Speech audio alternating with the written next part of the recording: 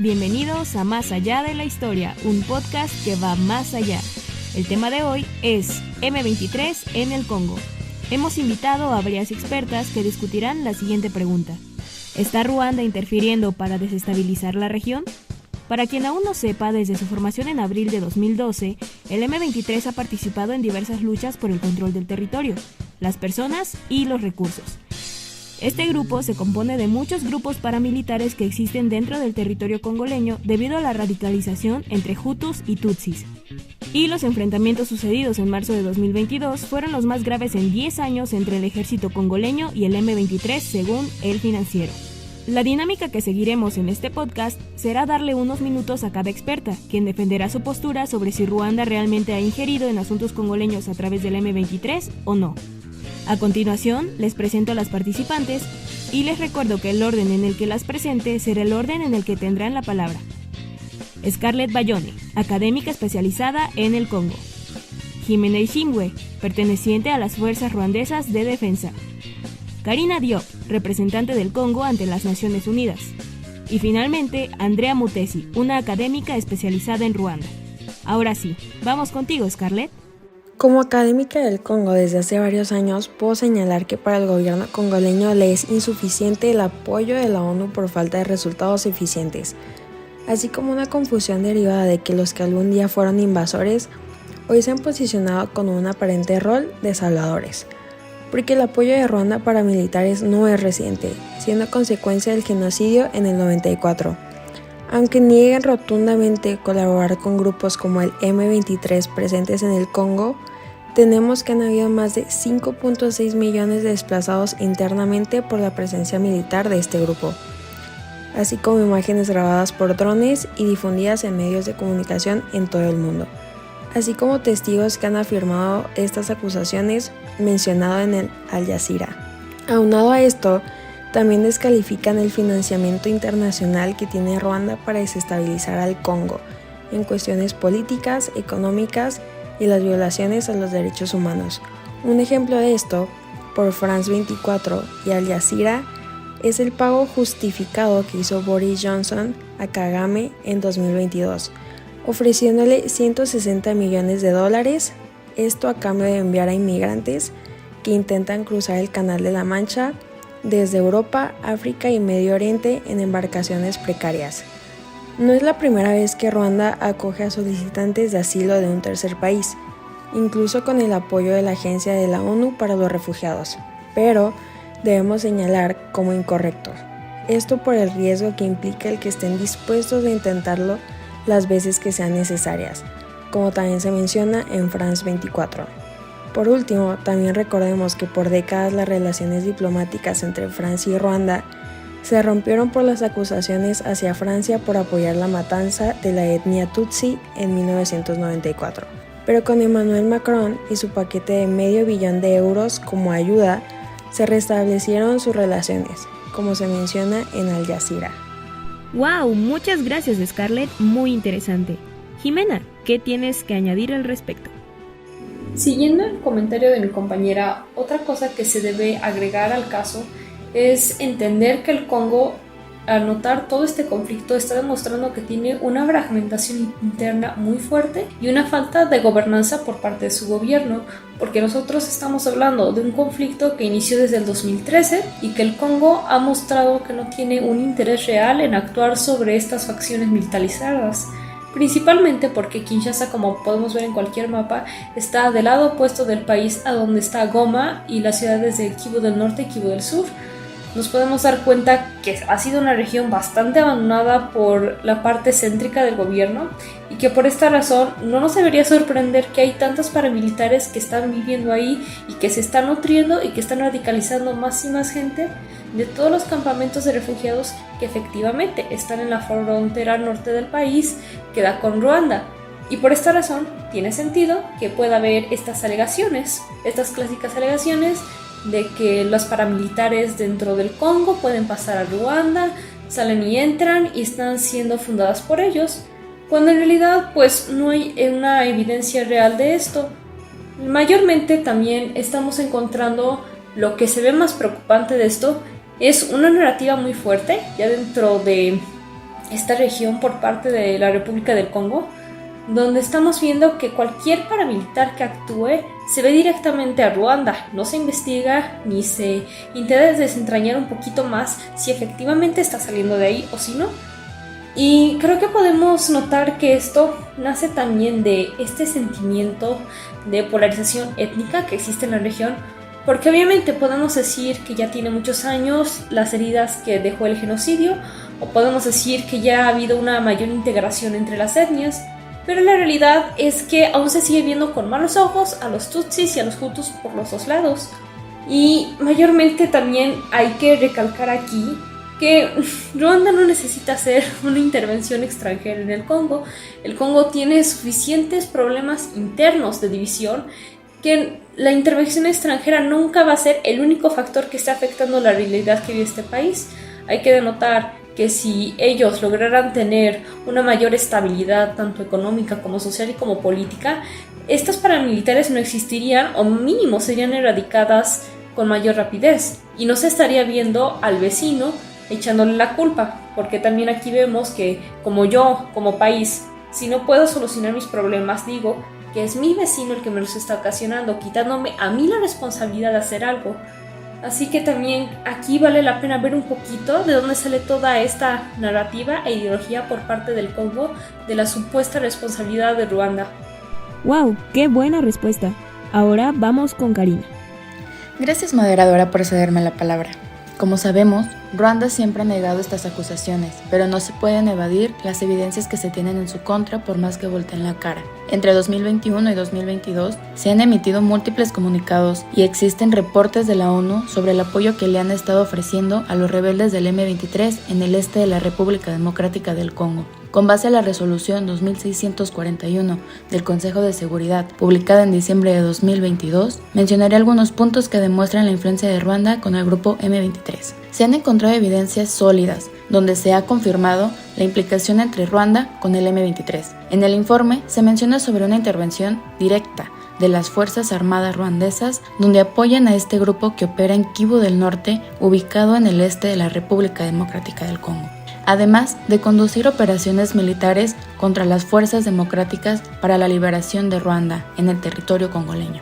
El ejército ruandés les ha proporcionado refuerzos de tropas, armas, municiones y uniformes. Tenemos conocimiento de las capacidades militares que el M23 posee, el cual no cuenta con el poder y financiamiento necesario por ellos mismos. Sin embargo, pudo controlar varias localidades de Kivu del Norte con esa limitada capacidad militar. Por eso, muchos expertos creen que está recibiendo su apoyo militar y también en menor medida de Uganda. Las Fuerzas Armadas de la República Democrática del Congo han acusado a Ruanda de enviar 500 soldados especiales que fueron desplegados en Shanzu, provincia ubicada en Kivu del Norte, donde se encuentra en la parte fronteriza de Ruanda, de manera disfrazada al territorio congoleño. Se percató que se vestían con un uniforme verde y negro, el cual es totalmente diferente de su uniforme habitual.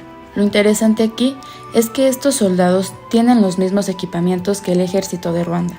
No creemos que sea una ligera coincidencia. En lugar de apoyar a un grupo rebelde, Ruanda podría intervenir directamente para apoyar a la República Democrática del Congo, pero no lo hace. Al contrario, el gobierno de Ruanda sigue diciendo que las acusaciones son un error y que tales acusaciones solamente son usadas como medio de distracción ante un problema mayor del conflicto, pero no anuncian pruebas para defender a Kigali por el apoyo que le está brindando al M23. Una característica importante que me gustaría mencionar es que, visto desde la genealogía de los grupos armados a los que pertenece el M23, es que estos han sido principalmente dirigidos por comandantes tutsis provenientes de Kivu del Norte. Se conoce que históricamente estos comandantes han mantenido fuertes vínculos con el ejército de Ruanda. Otro dato demasiado impactante es que desde los combates en marzo de 2022 entre el ejército del Congo y los rebeldes, más de 186,000 personas han huido. Rebeldes que, según expertos del Congo y de Naciones Unidas, están respaldados por Ruanda. Sabemos que su implicación a través de intermediarios como el M23 tiene motivaciones tanto económicas como de seguridad, además de estar apoyados y respaldados por Estados Unidos, con el que cuentan desde 1997, traficando ilegalmente coltán para financiar sus guerras, escondiéndose bajo esta potencia mundial. pero siguen y siguen saliendo a la luz y con más evidencias sus implicaciones con el M23. Y aunque el gobierno ruandés sigue negando las acusaciones, ¿con qué se respaldan? Gracias. Muchas gracias, Karina, por tan sólidos argumentos. Finalmente, vamos contigo, Andrea. Gracias, Vanessa. Me parece necesario mantener una posición crítica con respecto a las acusaciones específicas que la República Democrática del Congo, junto con organizaciones internacionales, han mantenido en contra de Ruanda. Este discurso me parece problemático por 3 razones principales. Me gustaría empezar retomando uno de los puntos que Scarlett mencionó hace unos minutos. La comunidad internacional, sobre todo de Occidente, ha tenido un papel significativo como causantes originales de las tensiones regionales. En la zona de los Grandes Lagos podemos destacar el papel de Bélgica y las implicaciones que tuvo tanto para Ruanda como para la República Democrática del Congo. Empero, tras los procesos de descolonización, los propios gobiernos regionales han sido los que han determinado qué voces son escuchadas y cuáles son omitidas. Las condiciones en las que han vivido los indígenas locales de la zona del este del Congo son resultado de la histórica marginalización que ni siquiera se vio resuelta tras el fin de la ocupación belga. Aun cuando sería poco profesional de mi parte decir que el gobierno congoleño es el único culpable de esta exclusión, es igual de problemático que este régimen asegure que los orígenes del M23, quien se encuentra justamente en esta zona, son meramente ruandeses. Me parece que esto muestra al manejo de la situación como una estrategia de amenaza exterior como fachada a la inestabilidad. Como asegura Myrick en su artículo, las amenazas externas unen o dividen, y cito, las amenazas de seguridad de adversarios extranjeros reducen la polarización entre oficiales políticos y el público. La culpabilización de Ruanda a través del discurso congoleño evita que el Congo reconozca al M23 como un reflejo de una crisis interna y que lo trate de manera íntegra. En cambio, une a su población y fuerzas al nombrar a Ruanda como el enemigo principal y causante de todos los males sociales. Ahora, mi segundo argumento va de la mano con lo que acabo de comentar. Indicar que Ruanda es el perpetuador del M23 y actor desestabilizante del Congo les arrebata a los verdaderos rebeldes la legitimidad e identidad como congoleños. La República Democrática del Congo suele asegurar que los rebeldes que tienen buenas estrategias son ruandeses. Siguiendo esta línea de pensamiento, uno de los problemas con el M23 es que se asume que sus miembros son simplemente ruandeses infiltrados en territorio del Congo, cuando en realidad son ciudadanos congoleños que han sido discriminados por su propio gobierno. Es más, el afirmar que son ruandeses reproduce el discurso que afirma la existencia de una sola nación congoleña unida en sus ideales e igualdad de derechos. Al establecer que todos aquellos en disconformidad con el régimen congoleño son infiltrados extranjeros, se les priva de su identidad como ciudadanos y miembros activos de la República Democrática del Congo, y se está dejando de lado la agencia que estos grupos locales tienen. Finalmente, para mi tercer punto, es importante problematizar lo que Karina mencionó sobre las pruebas del Consejo de Seguridad sobre el apoyo ruandés al M23. Y la cuestión en esto es que ya existía otro mecanismo que fue diseñado y administrado por la Conferencia Internacional de la Región de los Grandes Lagos. El llamado Mecanismo de Verificación Conjunta lleva a cabo investigaciones y monitoreo sobre incidentes en temas de seguridad, y a pesar de haber brindado información relevante al reporte de Naciones Unidas, nunca ha confirmado el apoyo de Ruanda a los movimientos rebeldes en el Congo. Me parece que debemos manejar con precaución las afirmaciones del reporte de la ONU, ya que en eventos pasados se ha cuestionado la veracidad y fin de los reportes del Consejo de Seguridad sobre situaciones en la región de África y Medio Oriente, siendo el caso de Libia uno de los más destacables. Ignorar lo que mecanismos regionales han reportado y poner en primacía lo que diga una organización occidental podría caer en el riesgo no solo de repetir una lógica colonial, sino también de justificar alguna injerencia internacional de algún actor no regional que busque mantener la paz. Sobre todo cuando Estados Unidos ha sido uno de los pocos países que ha dado una declaración oficial donde toma como un hecho lo que señala el reporte del Consejo de Seguridad. Muchas gracias, Andrea, y gracias a todas. Son unas mujeres brillantes. Tras escuchar los argumentos de cada una, podemos dividir la conclusión en 2 partes.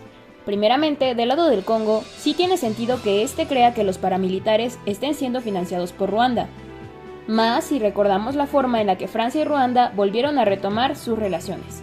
Sin embargo, por el lado ruandés, podríamos destacar que la inestabilidad dentro del Congo sí afecta la creación y la acción de los grupos paramilitares, pero habría que recordar quién o quiénes fueron los que llevaron dicha inestabilidad a la región y la perpetuaron al no dejar que se hiciera una división política acorde a cómo los grupos endémicos de este lugar ya se dividían.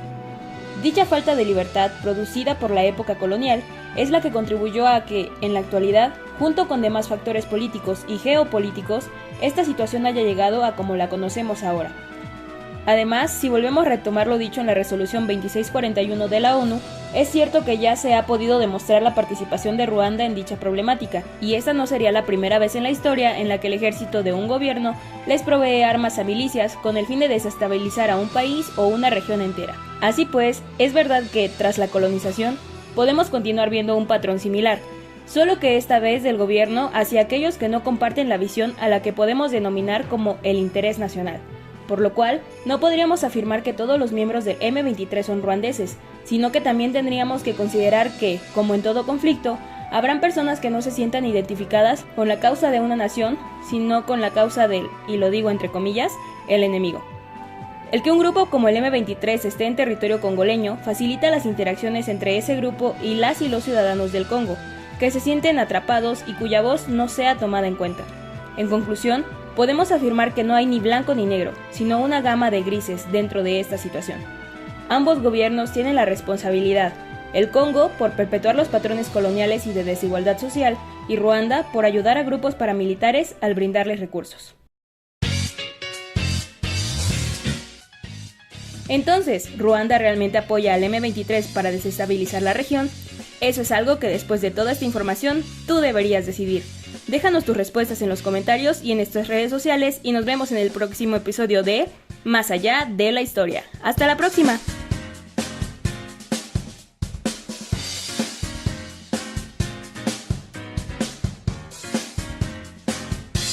Mm-hmm.